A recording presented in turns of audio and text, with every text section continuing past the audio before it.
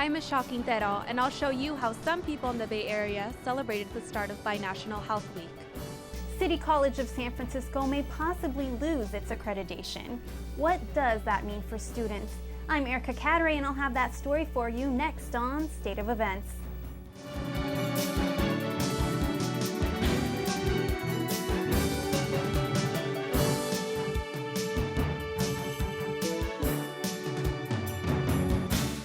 Hello and welcome to State of Events. I'm Katie Welge. And I'm Sammy Mamo. Thank you for joining us tonight. Receiving proper health care is an issue for many American people. Those who cannot afford health insurance look for alternative ways to get their services. Michelle Quintero is live in San Francisco to tell us about an event that was designed specifically for these people. Michelle? This is Binational Health Week. It looks to improve the well-being of the Latino population in the U.S. I checked out an event in the Bay Area to see how these resources were being provided. Concord started the week off hosting a Carnival of Health, which provided free screenings and entertainment. We really wanted to create resources in a really accessible way for people to get information, get resources that they wouldn't usually think to get. Screenings and information were provided by organizations who specialize in serving underprivileged communities. We're a low-cost clinic, so it's pretty affordable compared to going to like a private office. The lower insurances, a lot of dentists or private practices won't take that, so we offer another solution for them. But some attendees did not find all the information they were looking for, including that of the enterovirus D68. That's really concerned me because I think they should have a little bit more information about this. But overall, the carnival was a success for all ages. So you're having fun? Yeah. Okay. The fair was hosted by Monument Impact, who look for the well-being of the Monument Boulevard community in Concord. They provide services such as career training, crisis resources, and various classes. And it's a needed service because more than 70% of families who attend the fair don't have health insurance. Reporting live in San Francisco, I'm Michelle Quintero, State of Events. Back to you in the studio. The yes means yes rule is now law. It's expected to change how college officials investigate sexual assault allegations. The lack of a no, whether it be through inebriation or being unconscious, does not constitute consent. The measure will apply to all colleges and universities that accept California financial aid.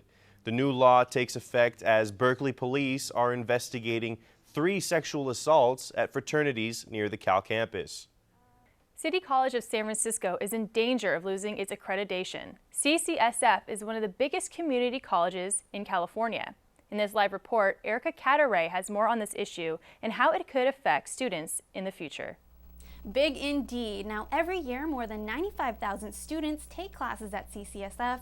On July 31st, CCSF was supposed to lose its accreditation. However, a Superior Court judge ruled that CCSF's accreditation not be revoked until a trial was conducted. Where's that knee? Where's that knee? How would you feel if you could no longer attend your college? I mean, I wouldn't be able to come here anymore. I used to go to Skyline. That's kind of like a journey over there, so I'd have to travel all the way over there again. That's why I'm here at City, because it's convenient right here. So I mean, it'll be a horrible, terrible thing. Where would they go? Where would they get their education done, you know? I mean, they can't just go to another school and just get accepted like that. City College of San Francisco may possibly lose their accreditation. If that happens, the school will lose major funding. Yeah, so in order to receive financial aid, a school has to go through some accrediting body. ACCJC wants to revoke CCSF's accreditation because they didn't pass all the areas that were evaluated. Last year, San Francisco attorney Dennis Herrera filed a lawsuit against the ACCJC. His offices claimed their evaluation of the school was unfair and didn't comply with legal procedures. As of right now, CCSF still has their accreditation. Classes are open and students are able to receive course credit towards their major. Now, if the school does lose its accreditation, there is a backup plan in place. Students can transfer their college credits or continue at another school. The trial is scheduled to happen on October 27th. Starting next year, California community colleges will offer bachelor's degrees. The pilot program will include 15 schools in the state. If successful, all California community colleges will be able to offer a bachelor's degree down the road. The degree offered at the community college will be the ones that are only unavailable at UC or CSU campuses. The hope is to create a cost-effective way for students to get a 4-year degree.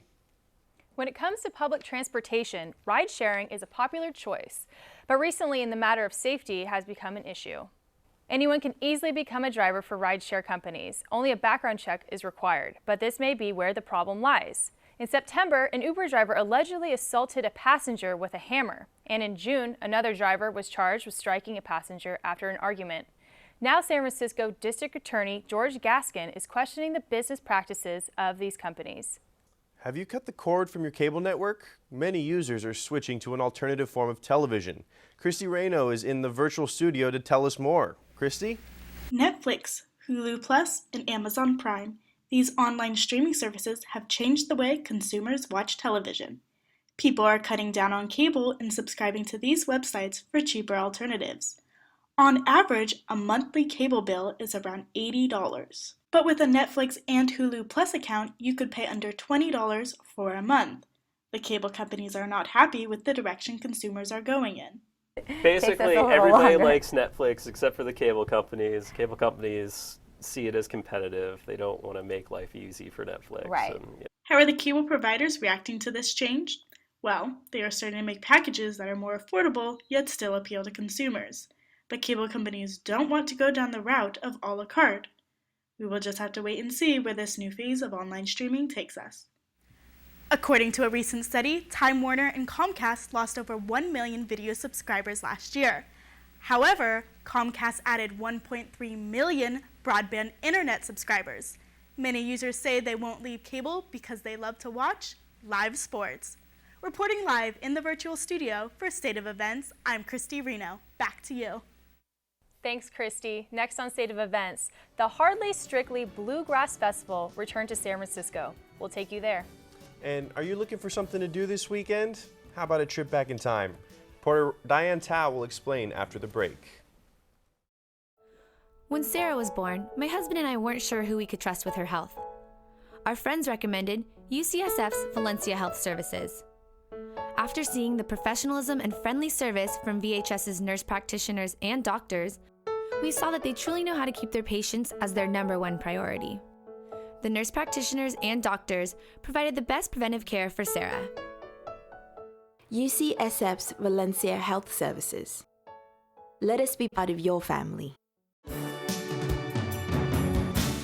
People from all over the world flocked to the Golden Gate Park to enjoy over 100 musical artists. Leslie McKinney joined the crowds to see all of the excitement. An entire weekend of music, and it's all free. Hardly Strictly is a San Francisco tradition, and with so many melodies and musicians, it's no wonder.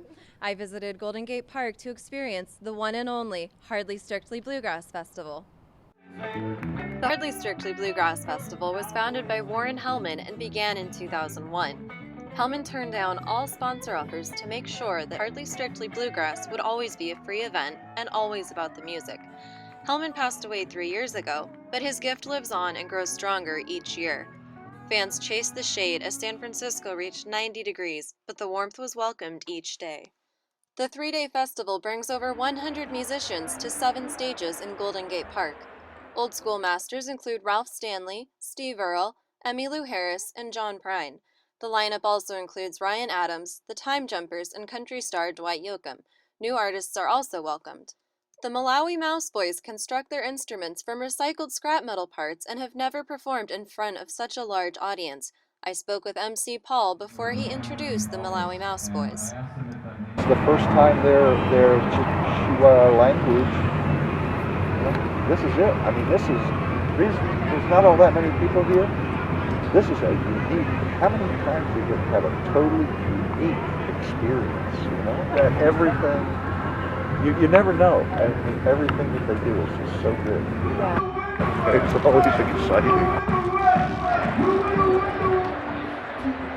Rising Appalachia had the crowd mesmerized with their activist performance that promotes green politics and conscious living. A combination of banjo, acoustic guitar, and hand percussion swept the audience into a trance. Although Hardly Strictly Bluegrass is considered a bluegrass event, it wouldn't be San Francisco without some misfit bands in the lineup. To keep it interesting, Social Distortion allowed for a circling mosh pit, and the rumbling bass from Deltron 3030 gave audiences a diverse treat. The Hardly Strictly Bluegrass Festival just keeps getting better. I know I'm one of the 1 million people already looking forward to next year. Till then, I'm Leslie McKinney with State of Events. Back to you in the studio. Travel back in time, medieval times that is. The Northern California Renaissance Fair gives visitors a glimpse of what it was like to live in the 15th century. Reporter Diane Tao is live in the newsroom with all the mystical details. The Renaissance Fair takes place in Hollister. Voted by Travel Channel as one of the best Renaissance festivals in the U.S., I had to check it out myself. And I found that if you're looking for a fun activity this weekend, look no further. Hereby declare this fair open. Hip hip. Giant swings, gold coins, and juicy turkey legs. This is the magical land of the NorCal Renaissance Fair. You can expect almost everyone you meet to be in character. I ran into Sir Francis Drake and asked him how he felt about my most valuable treasure. Better treasure? Is there a better treasure? I have this little box that can communicate across the world. Oh, trust none of it that you see there, I say. We have town criers to ring forth the news this day. Axe throwing and spirit training are just part of the normal activities. With over 6 stages, there is always a show to catch. The crowd pleaser men in tights had all ages laughing. Visitors travel all over in their best costumes. A long way from home, Cameron Day had a few words to express about the fair. No matter where you go in this place, no matter what you do, you're gonna have a fun time. A fun time indeed. Just past the Enchanted Garden, the sound of swords clashing is what you'll find. This gym runs for a whole month in the South Bay. The festival is coming to a close this week. With the help of a dash of pixie dust, this final weekend theme is fantasy. So be on the lookout for wands, fairies, and dragons. Live in the newsroom, I'm Diane Tao, State of Events. Back to you in the studio. Thanks, Diane. The world of entertainment changes every day. Here's the scoop on what's happening now. The baby boom has definitely hit Hollywood. Mila Kunis and Ashton Kutcher welcomed baby girl Wyatt Isabel Kutcher earlier last week, but have yet to reveal her first baby picture. Kutcher took to his website aplus.com to not only announce Wyatt's birth, but to ask for family privacy as well.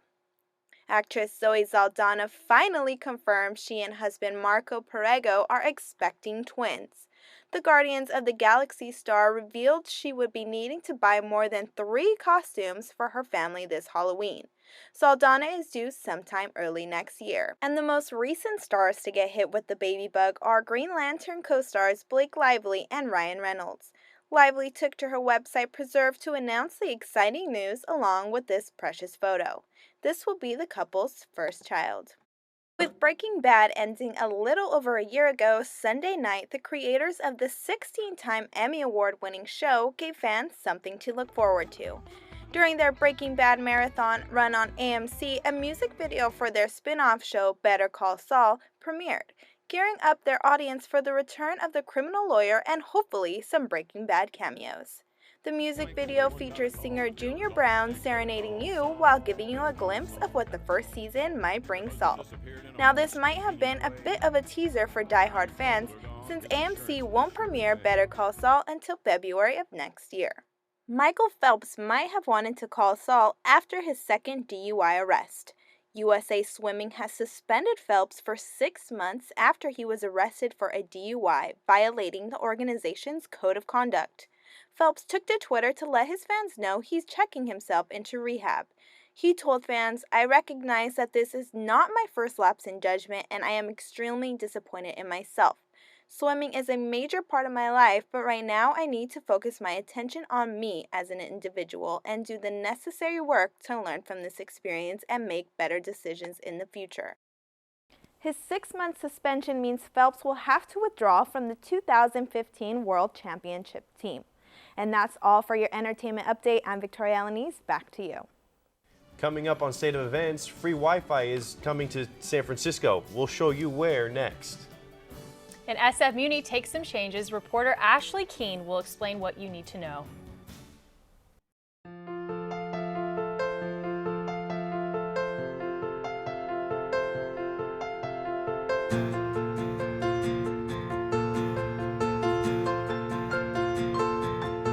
Donate to Habitat for Humanity Greater San Francisco and let your change become the change a family needs. Habitat for Humanity Greater San Francisco, building homes and hope in Marin, San Francisco, and the Peninsula. Welcome back to State of Events. If you're the type of person that likes to stay connected online at all times, you may be in luck. San Francisco is now offering free Wi-Fi in certain areas, and it's thanks to a big tech company. State of Events reporter Rocky Mathers is live in San Francisco to tell us how you can take the connection. Thank you, Sammy. San Francisco parks, plazas, and recreation centers are soon to get free Wi-Fi on mobile devices. It's all thanks to a collaboration between Google and the city of San Francisco. So I went on a mission to see just how effective this is and to see what San Franciscans think about it. A $60,000 gift from Google to San Francisco has helped install free Wi-Fi equipment and maintenance on 30 parks across the city. This feature was just unveiled on Wednesday, but it already has people talking. Very cool thing. It's going to bring a lot of people to the park here. So, yeah, I think it's great. When I'm at home and when I'm at work, when I have a Wi-Fi connection that it's secure, yeah. Would you come out here to the park if you knew that the Wi-Fi was free? I don't think I would come out to this park if the Wi-Fi was free, or any park. It would just kind of just be, if I was coming out of the park, it'd be nice if there was Wi-Fi. But I don't think I'd go out of my way. Users will be able to log in, choosing the SF Wi-Fi option on their smartphones, tablets, or laptops. But when State of Events tried to log in, this option was not yet showing. Once renovated, both Dolores Park and Bodecker Park will be connected, bringing free Wi-Fi to 32 parks in the city. Live in San Francisco, I'm Rocky Mathers for State of Events. Back to you in the studio. Most people never look forward to waiting in lines at airport security, but now there's a possible shortcut. There's a new machine called the Alpha 3. This high-tech invention uses passive millimeter wave imaging and detects any unusual temperature from the rest of your body. The company says major airports like SFO could use shorter lines without affecting airport security. This new technology can see through any clothing, which may help speed up procedures and regulate safety. The Muni Board of Directors recently approved a 2-year budget to improve transportation needs. One result is an increase in Muni fares. Reporter Ashley Keene is live in the newsroom to explain why riders are not happy with the change. The fares went up a quarter from $2 to $2.25. For riders, it's a small increase that makes a big difference. A 25-cent increase may not sound like much, but everyday riders feel differently. I don't like that at all because it's really inconvenient. It's something that I've been used to. I've lived here for the past 2.5 years, so the $2 was easy enough. I mean, I have a Clipper card and everything, but even adding 25 cents kind of makes it add up. Aside from the inconvenience of carrying that extra change around, riders are concerned that prices might rise again. That they're going to raise them even more, and that's not good at all for me because, like I said, it adds up. Chairman of the Board of Directors, Tom Nolan, says this budget works hard to enhance how San Franciscans get from point A to point B. Riders like the idea of making improvements to Muni services, but are upset they're not seeing where their money is going. Those that I talked to are frustrated about the fare increase. Some say they are thinking about dumping Muni altogether if they don't see their money being put to good use. In the newsroom, I'm Ashley Keene, State of Events. Back to you in the studio. The newly designed Castro Street is here, and it's colorful. The Department of Public Works has redesigned the crosswalks at the corners of 18th and Castro to feature rainbow inserts. Supervisor Scott Wiener, who represents the Castro, called the project transformational for Castro Street and for the neighborhood.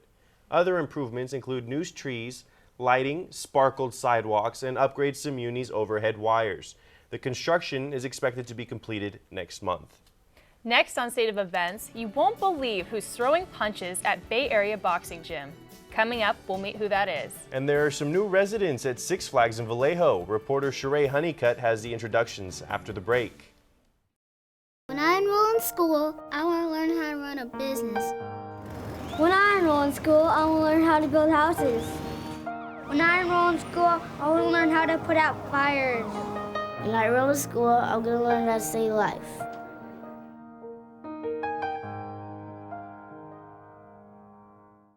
You have the tools, you have the power. You can help your child by completing the enrollment application on time today. The Heat must have lit a fire under 49ers wide receiver Brandon Lloyd on Sunday. Despite temperatures at Levi's Stadium nearing 90 degrees, Lloyd led the team to a fourth-quarter comeback and ultimately a win over the Kansas City Chiefs. The receiver soared into the air with a 29-yard reception. Lloyd stole the spotlight on a day that could have belonged to former Niners quarterback Alex Smith. Sunday was the first time Smith has faced the team since they traded him early last year.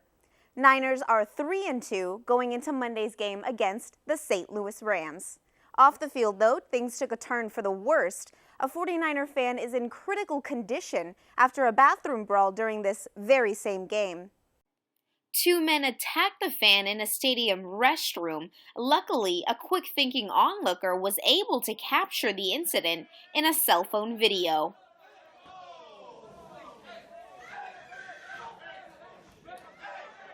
Police identified the suspects and made arrests only minutes later. Brothers Dario David and Amador Rebollero are in custody. 49er representatives say they applaud the Santa Clara Police Department for their speedy response, and guest safety continues to be the stadium's #1 priority. Boxing isn't for the squeamish or the faint of heart, but one training facility proves beyond those limits, boxing is for everyone. Oscar Maciel visited a gym in Pacifica where women are breaking down barriers. Oscar? It's more like knocking out barriers. Babyface Boxing is an all-female sparring gym. These women work hard and pour everything into the sport they love. They're in it to win and maybe to change the future of boxing. Blanca Gutierrez is the owner of Babyface Boxing. Her father, Javier Babyface Gutierrez, instilled a love for the sport. Blanca wants to share her passion for boxing with other fighters. As they come here to get good work, they come here to work on their skills. I help get them the recognition and exposure they deserve. A lot of girls play soccer, some play with Barbies, some play tennis. We don't play, we box. So this is a place where girls know they can come here and feel good about their sport. Fighters like Lisa Ha appreciate the greater meaning behind Blanca's gym. There's not a lot of women that box in general, and so to have Blanca create a gym specifically for women to excel in the sport, I think that's just incredible. Blanca isn't trying to champion any specific cause, but she knows what she wants for the future. We're working to make progress in female boxing and to get girls on more cards, to get them more exposure. And the future looks like it's in good hands. Blanca wants Northern California to be a boxing focal point. She created the Beautiful Brawlers event, which is now in its 4th year. The event takes place every summer. Blanca says she looks forward to seeing new faces and new fighters every year. Live in the virtual studio for State of Events, I'm Oscar Maciel. Back to you, Katie. Well, the Bay Area is welcoming 2 new residents. They are friendly, love to play, and are really showing their stripes. Sheree Honeycutt is live in San Francisco to tell us all about them. Well, Katie, they're Tiger Cubs, and I recently had a chance to catch up with the pair. Six Flags Discovery Kingdom let me get up close and personal with them. They had a lot of personality, and we had a lot of fun. Cute, cuddly, and playful, Six Flags Discovery Kingdom is welcoming 2 new tigers to the family. Farouk and Kismet are just 3 months old. Recently, they traveled all the way from Florida to the park in Vallejo. At this age, their trainer says they're still bottle fed. However, soon they'll be adding meat into their diet. And when they're full grown, they'll weigh 300 pounds each. Their trainer says they sleep about 16 hours a day, but as you can see, they're pretty active animals. The tigers are part of the Odin Temple of the Tiger exhibit. Their trainer tells me that currently there are no plans to add these little guys into their tiger show. However, they may be making some surprise appearances. For now, they're just happy to run, jump, and play. Farouk and Kismet are Bengal tigers. National Geographic says this is the most common breed, but most seem to think they're pretty special. Bengal tigers are considered critically endangered. The National Geographic Society says there are only 2,500 left in the world, and Six Flags has 3 of them. I'm Sheree Honeycutt reporting live in San Francisco for State of Events. Back to you in the studio. Thanks, Sheree. That's going to wrap up State of Events for this week. I'm Sammy Mamo. And I'm Katie Welge. We'll see you guys next time.